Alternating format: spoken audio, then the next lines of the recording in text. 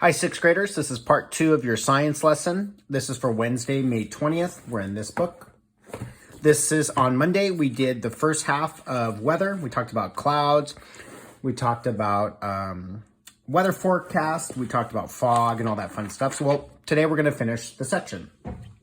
So once again, this is for Wednesday, May 20th. This is the second part of your science lesson. Also, I put a copy of this in your Google Classroom to help you. So let's get into it. Okay, so at the very top, it talks about the P word. I think I mentioned it I don't remember, but on Monday, precipitation. Precipitation is basically just a fancy word from water or liquid falling from the sky. So if you want to sound like a smarty pants, you could say, Mom, I feel precipitation. That means I feel rain. Now, you might get some funny looks, but if you want to be a nerd that day, I like being a nerd sometimes. Another question in your Google Doc, it's going to ask you to look at figure 6. It's going to ask you to look on the side here. Basically, there's 4 types of precipitation. The first is rain. This is what we're used to. So when it rains, this is what happens. The second type is snow. Now, in Long Beach or wherever you live, Southern California, we're not going to get this. Hopefully you've seen snow before. If you haven't, you should sometime. I mean, not now because things are closed, but so we have rain, snow. The third type, okay, this is like snow junior. This is called sleet. Now, sleet is the best way that I can explain it. It's like a Slurpee or like a slushy or like an icy. It's when you get snowflakes, but then it's like watery. It's like muddy snow. That's the best way I can describe it. It's like liquidy and very, very dangerous for driving. One of your questions in your Google Docs, it's going to ask you to watch a video about driving in sleet. The fourth type of precipitation this is a scary one, is hail.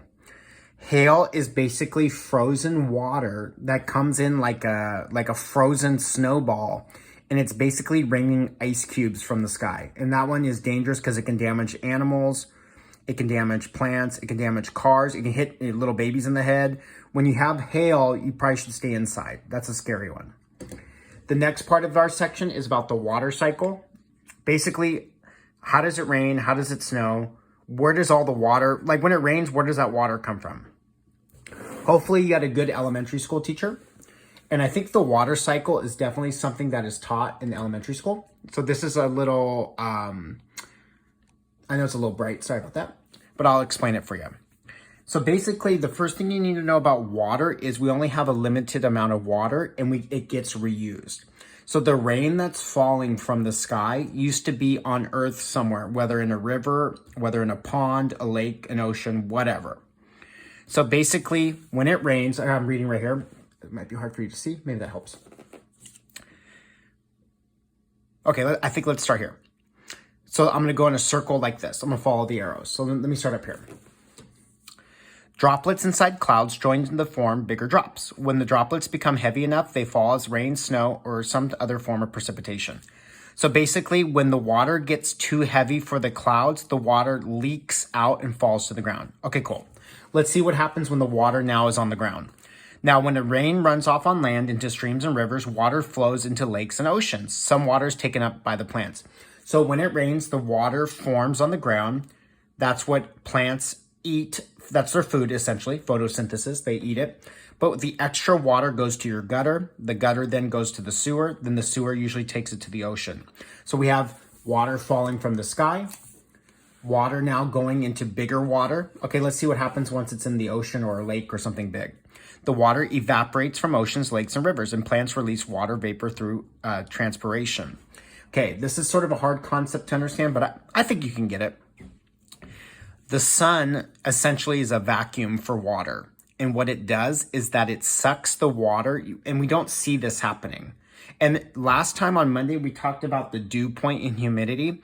When the sun is basically sucking back the water from the lakes or from the oceans, it's basically recycling or taking that water back up to the clouds.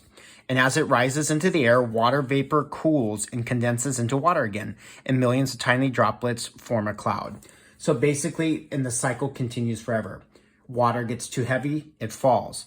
Water falls on the ground, plants drink it, but the rest go to the ocean. The sun, through evaporation, takes the water back up to the sky. The water then raises into the air and forms into clouds. Bada bing. Let's finish the section here. I think you do have a question on this part, so let me go over it real quick. That should be a little better. Temperature, precipitation, air pressure, and wind are some of the factors that are used to describe weather. The amount of water vapor in the air, humidity, is also an important factor that determines the weather. I think you have a question on this last part, so let me read it to you. As the water moves between the hydrosphere and the atmosphere, water evaporates at Earth's surface, clouds form, precipitation falls, and water returns to the Earth. So that's basically what the water cycle is. The water is moving between the hydrosphere and the atmosphere, that's up in the sky. Water evaporates, that's when the sun sucks it back up at Earth's surface. Clouds form, which are millions of tiny water droplets. Precipitation falls, that's the 4 types. Let me see if I can remember. Rain, snow, sleet, and hail. And water returns to the Earth's surface. So hopefully this helped you with your assignment today. Remember, there's a copy of this in your Google Doc. There's also an extra YouTube video to support you. Hopefully this helped. Chapter 11, Section 1. See you next time.